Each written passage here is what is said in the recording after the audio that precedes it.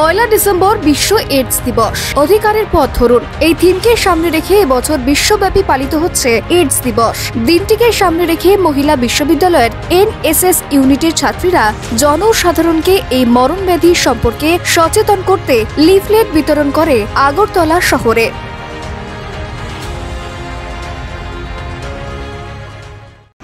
আপনারা সকলেই অবগত আছেন যে আজকে পয়লা ডিসেম্বর অর্থাৎ বিশ্ব এইডস দিবস।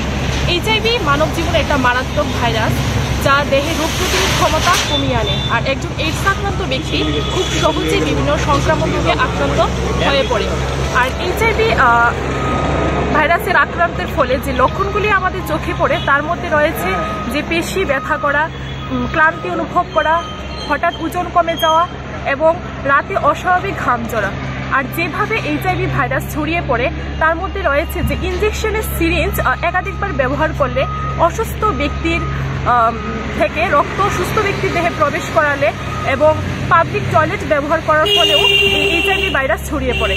তাই আসুন আমরা সকলে মিলে একটি সুষ্ঠু সমাজ গড়ে তুলি এবং সকলকে সতর্ক করি এবং সর্বোপরি একটি সুষ্ঠু সমাজ গঠন করি। এই সতর্ক বার্তা আজকে আমরা ওমেন্স কলেজ NSS ইউনিটের পক্ষ থেকে পথ চলতে সকল মানুষের কাছে এবং প্রত্যেক ঘরে ঘরে পৌঁছে দেওয়ার উদ্দেশ্যেই আজকে আমরা সকলের মধ্যে লিফলেট বিলি করছি।